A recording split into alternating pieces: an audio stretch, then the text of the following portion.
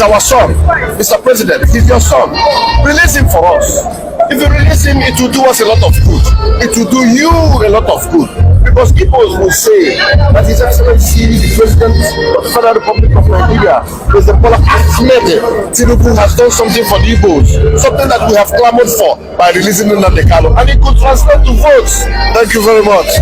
I don't see anything why his continued detention, quite frankly, especially as the law, the courts have granted him bail.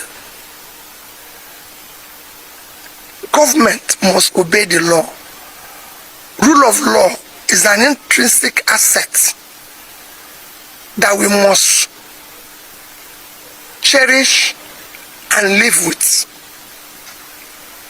And I've said I'm going to discuss with every agitator. And I use the same opportunity to plea to government to ensure that all those who are in similar conditions are released and discussed with. We're a democratic government. We shouldn't be doing things that are arbitrary and not within the law. I'm against riots. I'm against destruction of government assets. I'm not against peaceful protests.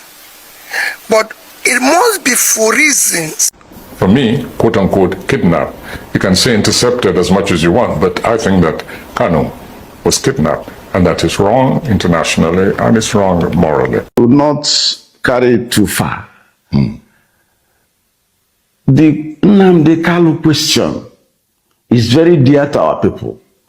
That's why I met him and we fixed an appointment. He said, bring the leaders. I brought the leaders of Southeast. Late Chukwemeka Ezife, Mbazulika Mechi, Bishop Onoha, Godio Wazulika of Aki Kenga, he was the president, and myself. And we went and discussed. That was how these leaders were given access to Nnamdi Kanu. And I prodded him to release Nnamdi Kanu, but because it's a political solution that is needed there. You think he failed in that regard? Well, he didn't do it. Before he leaving office. But he said that it was a difficult request because the matter is in the judiciary. But if the matter is in the judiciary, there's what the constitution have said. As president, you can go under prerogative of mercy, yes, and apply it. You can ask the Attorney General to do a nolle prosequi. Okay. These are things that are right. And now the Kenyan court has said that even the repatriation is illegal. So I'm calling on President Bola Tinubu to exercise his rights as per the Constitution and solve that matter. We are leaders in the Southeast. We can guarantee him. We can take Nnamdi Kanu on guarantorship so that he can be released, so that our people will now have peace. So that when anybody is doing ESN or doing IPOP of close down on Monday, close down on court day, we would then know that that person is a bandit. That what he's doing is banditry, terrorism, or even robbery. If you were unable to convince President Buhari, who was your close friend, yes, and with whom you worked for 8 years, yes, how do you think you'd be able to convince Bola Tinubu, president, is also my friend. We have come a long way. We've come a long way from AC, in fact, from 2003, when I was governor. I had known him when he was a senator. And you're still close till this moment? I'm friend, but I'm not a part of the government, so I don't go to Villa. Why is that so? No, I'm doing other things. Well, I just came back. Relationship with him. Yes, yes. Okay. So I'm advising him that this is where my former boss failed, for reasons best known to him. You know, he's a soldier. So if this present president does that, we will have some good marks from the Southeast. I want to know the purpose of your meeting with the AGF this morning, sir. Yes, this is the members of the Southeast Senate Caucus. And we're here to see the Attorney General of the Federation and Minister of Justice on a very, very important matter to the people of the Southeast. It's the matter concerning Mazi Nnamdi Kanu and the continued legal wranglings concerning his incarceration. The Southeast Senate Caucus, just like the rest of the members of the Southeast, put the business leaders, the clergy, the political people, and everybody in the Southeast are all very worried about it, knowing that that has been the fulcrum, I would say, for what is going on in the Southeast regarding the insecurity. All the criminals and all the people going around causing mayhem in the Southeast have all said that it is because Mazi Nnamdi Kanu is being held. We know that this is not the truth. It's just that we have gotten to the point where people are now hijacking a legitimate call for his release and turning it into something that has led to deaths and destruction of properties and so many other undescribable mayhem that is going on in the Southeast. And so we came to meet with the Minister of Justice and Attorney General because we know that at the end of the day, everything that happens in the political, in the legal scheme will eventually come to his office. And we came to appeal to him to help us to let Mr. President know that all leaders of the Southeast feel that the release of Mazi Nnamdi Kanu will help in dousing all the tensions and everything that is going on in the Southeast. And we're very, very certain that his duty as the Attorney General also gives him the powers of nolle prosequi, the powers of making sure that litigation don't continue and the sufferings of the people of the Southeast continue. That is the essence of why we came here. And I think you know also, I think it's also clear that several different groups in the Southeast, including the Southeast governors who met yesterday, have all been making exactly the same type of plea. And we think that this will help us to bring to an end all the insecurity problems going on presently. So focus met Mr. Kanu to know whether he is willing to accept either constitutional review or no. Yes, on behalf of the caucus, I met with Nnamdi Kanu myself on behalf of the rest of the caucus on Monday. Today is Wednesday. We met with him between 2 p.m. and 3 p.m. on Monday, and he is very, very supportive of this, our plea to the President and of the Federal Republic of Nigeria.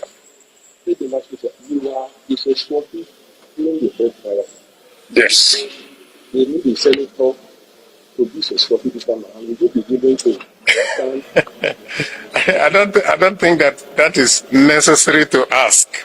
We came here on his behalf, and that tells you that any of our senators that you see, the 15 of us, by the way, the 15 of us signed this letter. A few of us are not here just for reasons of logistics and all that, some are also not, but we all signed the letter, and you will also have a copy of the letters that we did. So any senator in the Southeast is very willing.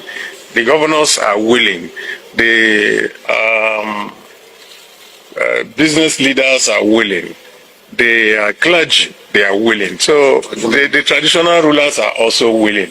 So I do not think that anything will stop us if it comes to that. And he has also assured me that he is ready to fulfill any conditions that are put that will lead to his early release. Sir, is there any positive response from the AGF?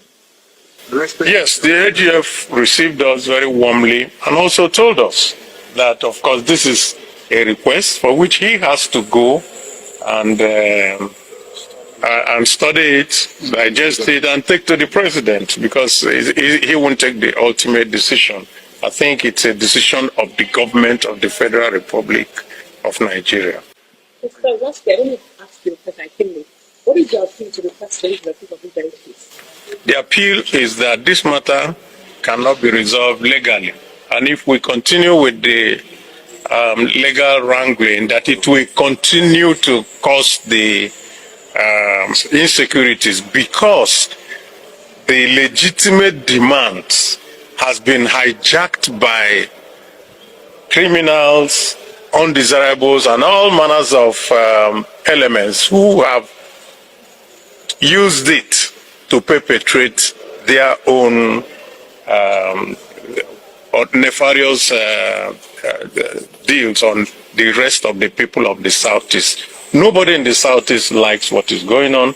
People cannot go out of their houses on Mondays. People are maimed and killed and all that. And some people are roaming around, killing even security men in the name of looking for the release of Nnamdi Kanu. And Nnamdi Kanu himself also confirmed to me last Monday that he never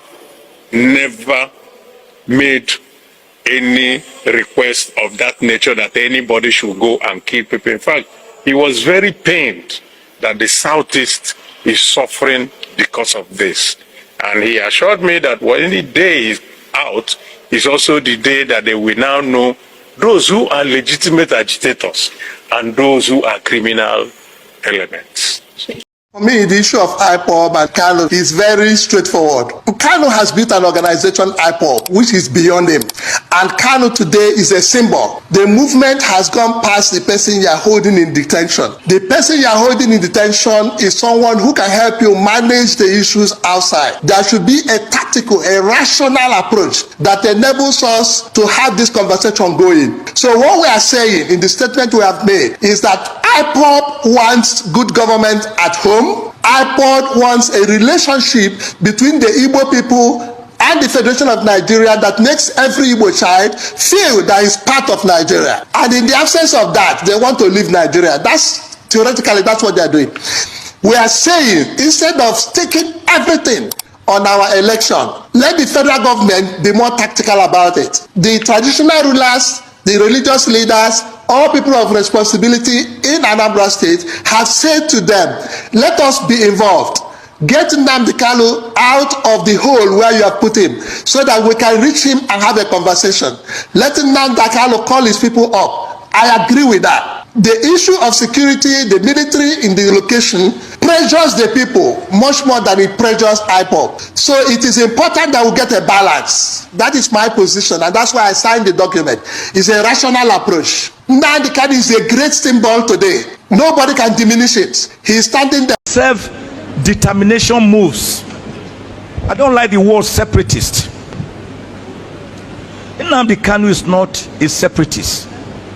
He's a self-determination movement person.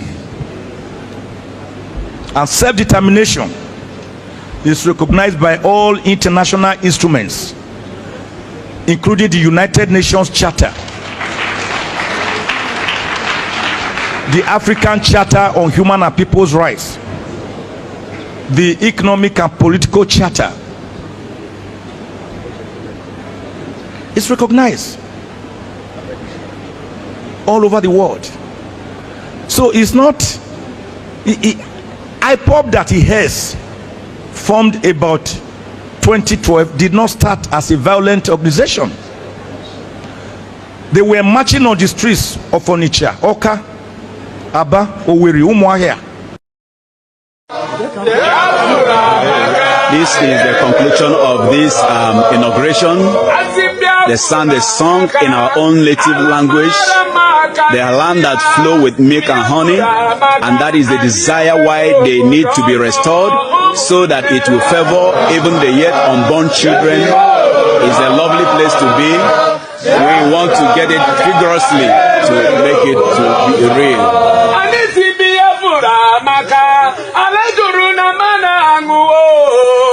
Biafra maka ani ewe ulozo inugonuwo Biafra maka ezibo ulozo Biafra maka ayewe ulozo onye na-abụghị Biafra ihe mere ya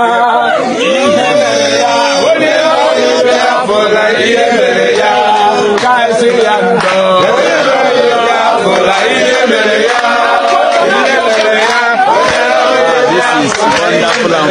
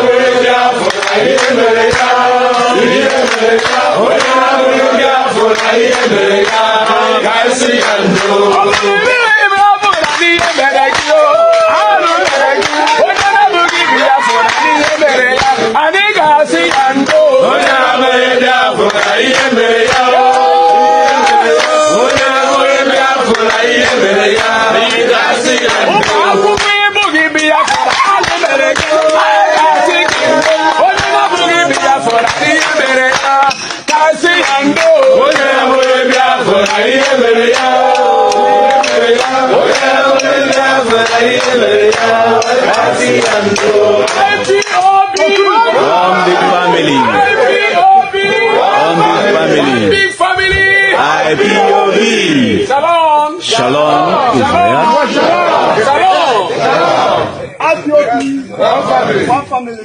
Thank you for being with us on this program. This is a one supernatural family, the happiest people on earth. We are formidable. We are reporting live and direct here. And we just want to thank Chukwu Kabiama for giving us the grace to inaugurate another new chapter and a new family in order to continue the work that our director have just started. This job is to make sure that Biafra is restored, nothing more than this. And we will not retreat or surrender until Biafra is restored. Thank you for being with us on this program. My people, you have seen it with your own eyes, Koro Koro. Our senators have spoken. They have made their move. Now it is time for Tinubu to respond. But let's not be fooled. Without massive pressure from the people, they may still ignore the cries of millions. If you believe Nnamdi Kanu deserves justice, if you believe the East deserves peace, then don't screw past. Like this video, share it everywhere, and drop a comment with the words #Free Nnamdi Kanu now. Let the world hear our voices. Let Aso Rock know we are not backing down. This is not just about one man. It is about freedom, dignity, and the future of our people. #Free Nnamdi Kanu. #Justice for Nnamdi Kanu. #Biafra. We rise.